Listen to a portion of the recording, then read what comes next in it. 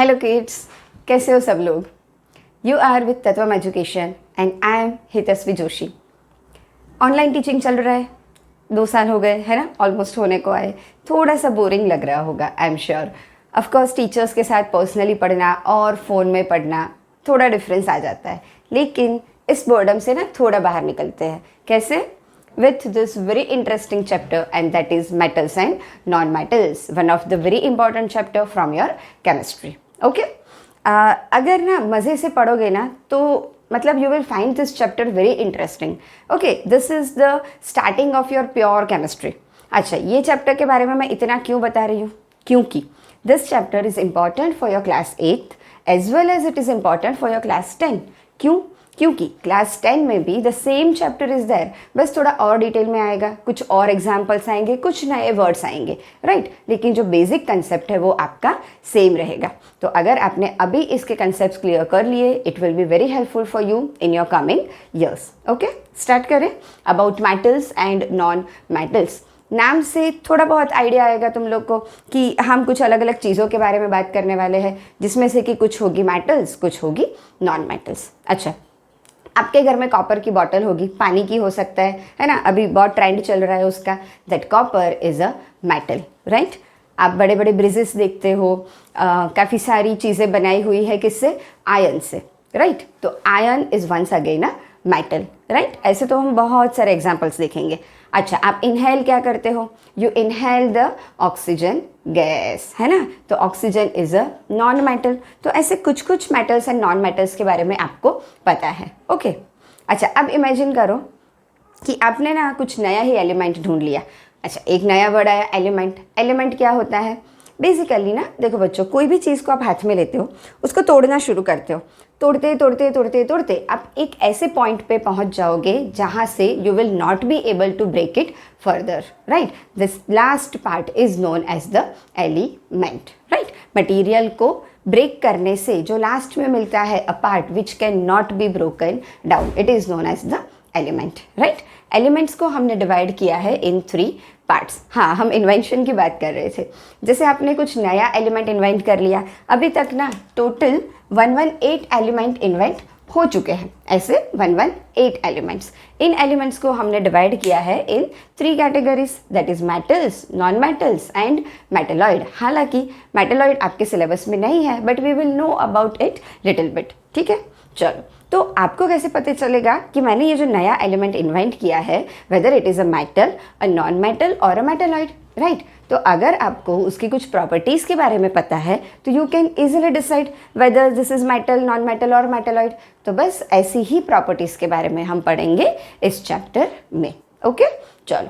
Around 90 are the metals, you can see. ये numbers कहीं पे थोड़े थोड़े वेरी हो सकते हैं, डेटा आपको थोड़ा सा अलग मिल सकता है, but around 90 elements are metals, maximum of them.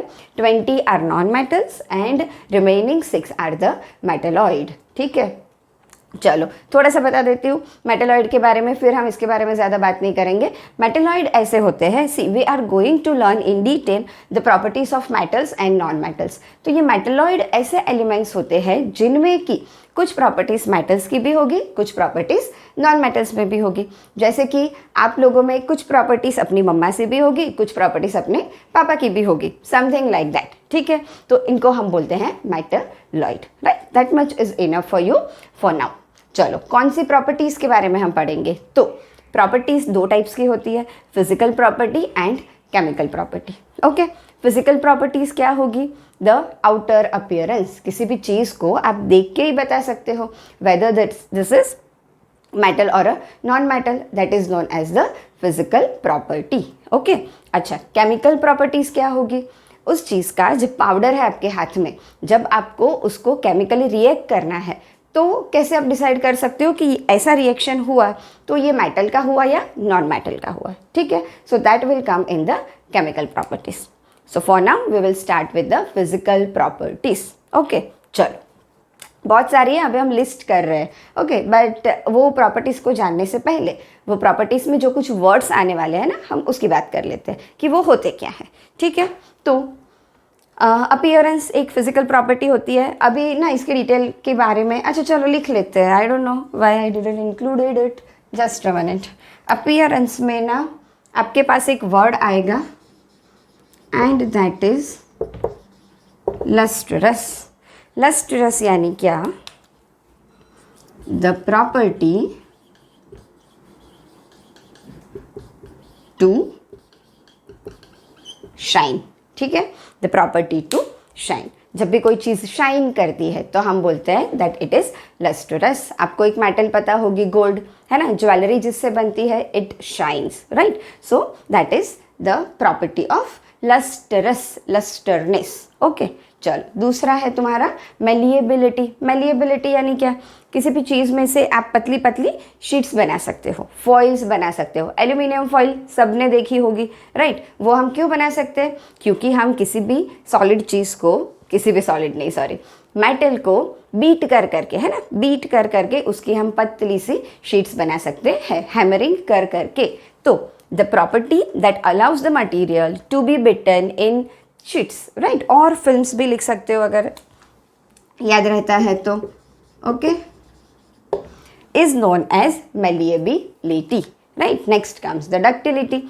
Wires आपने देखे होंगे घर में, कभी वो ऊपर का इंसुलेटर अगर निकल जाता है तो अंदर कॉपर से बना वायर होता है। Copper is one more metal, ठीक है? सो डक्टिलिटी यानी क्या? बेसिकली मेटल में से आप उसको खींच खींच के, ऐसे पतला सा खींच खींच के आप क्या कर सकते हो? उसमें से वायर बना सकते हो।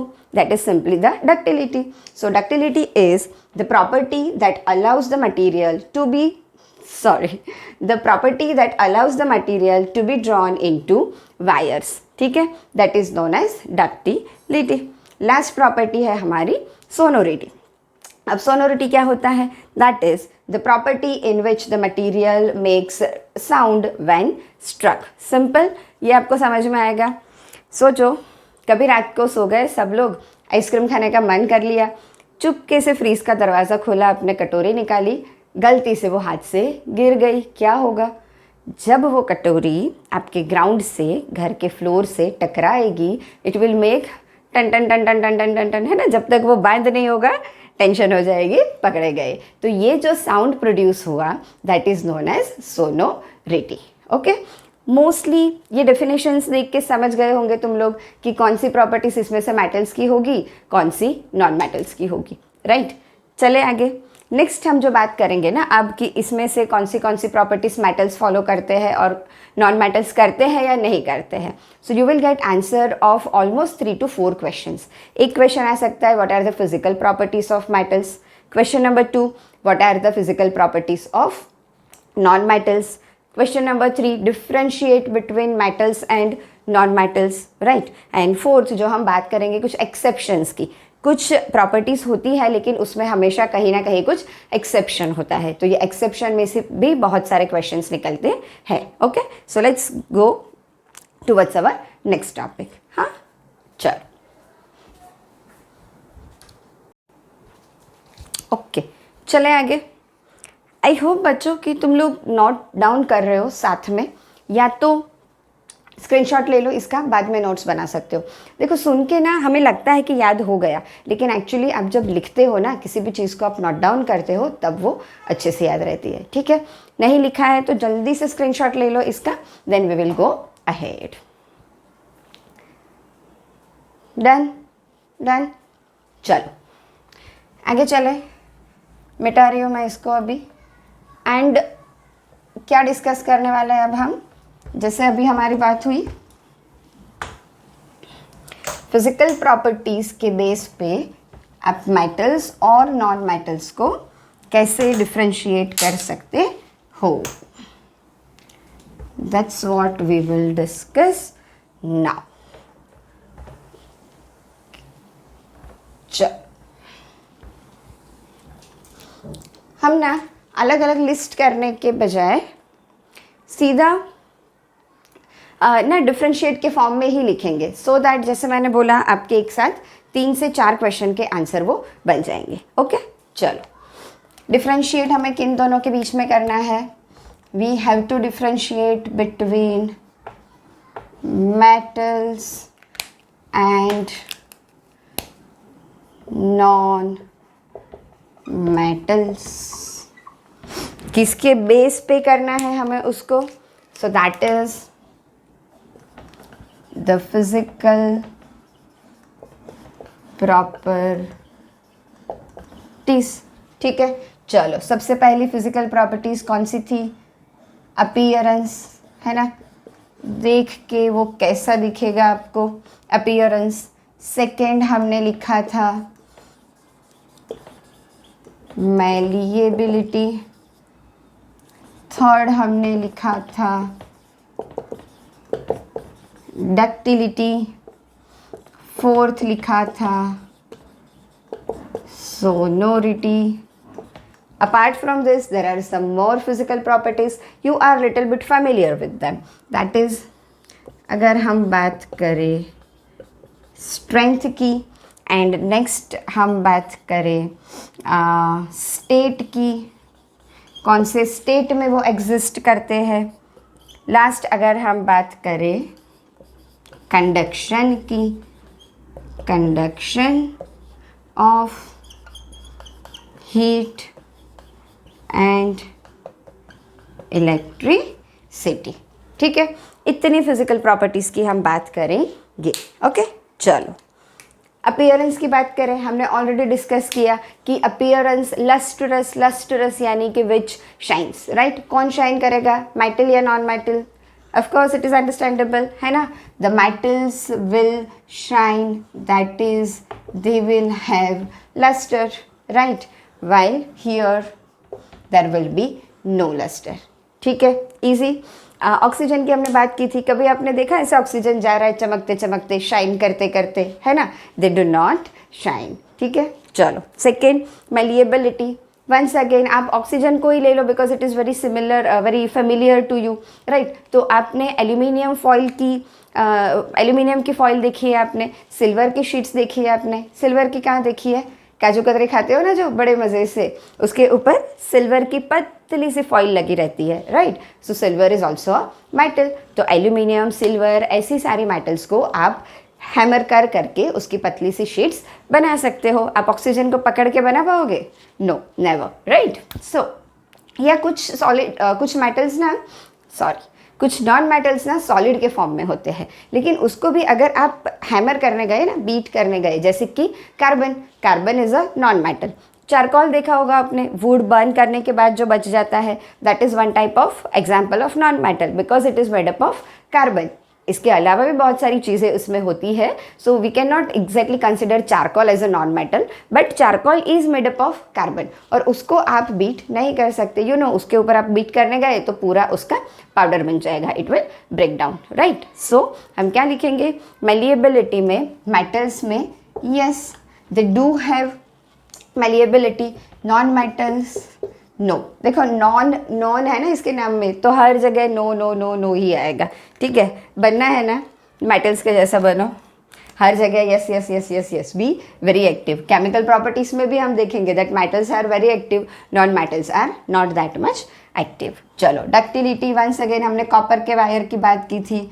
आई एम होप ये टॉपिक तुम लोग को बहुत ईजीली समझ आ चुका है. So I am going little fast. Sonority, yes, metals will make the sound while non-metals will not. Strength, metals कैसी होती है?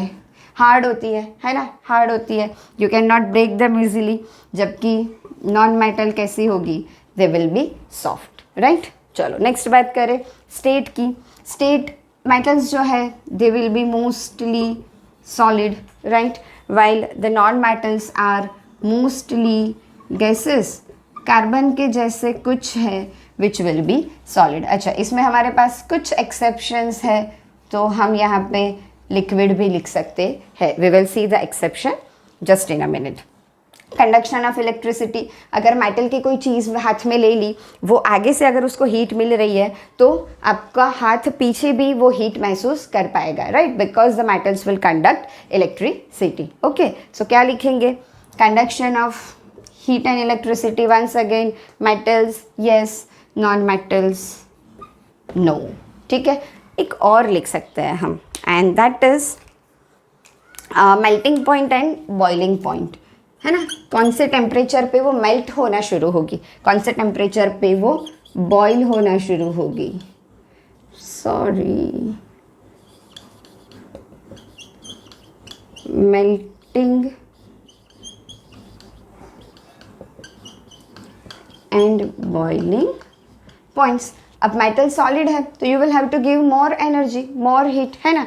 तो हम क्या लिख सकते हैं यहाँ पे, that the melting and boiling point will be high while over here it will be low. Let me just quickly check whether this is visible or not to you.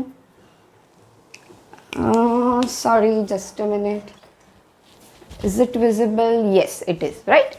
Okay, चलो हो गई बात, मिल गए 3 क्वेश्चन के answer. Physical property of metal, physical property of non metal, difference between metals and non metals. Okay, चलो अब ना कुछ एक्सेप्शंस की बात करते हैं। हर जगह एक्सेप्शन होते हैं, सारी चीज़ों से बी डिफरेंट। ओके, चलो कहाँ कहाँ पे एक्सेप्शंस है, let's see. Malleability, ductility, sonority तक नहीं है। स्ट्रेंथ से हमारा स्टार्ट होगा। अगर हम देखें तो normally metals are hard, right, लेकिन there are 2 metals which are very soft, you can cut them with a knife, है ना। How strange. So there are 2 metals, actually 3 metals. Let me include lithium also. But mainly you have to remember sodium and potassium. Sodium and potassium, these are the 2 metals which can be cut with knife. That means they are the soft metals. Okay? ये हो गया आपका एक exception. अच्छा, mostly हमने बात की that metals are solid, but there is one metal which is liquid. Tell me about it. I think तुम लोग ने ये सुना होगा, मर्क्यूरी। थर्मोमीटर में जो होता है ऊपर जाता है टेम्परेचर के साथ, है ना। Mercury it is liquid in nature. ठीक है, चलो नेक्स्ट चले। Conduction of heat and electricity. Normally ना मेटल्स जो होती है वो हीट अच्छे से कंडक्ट करती है, लेकिन there is one metal that is lead. Lead जो है that is the poor conductor of electricity. Lead, LEAD। देखो यहाँ से आपको बहुत सारे मेटल्स के नाम भी पता चल रहे हैं, राइट।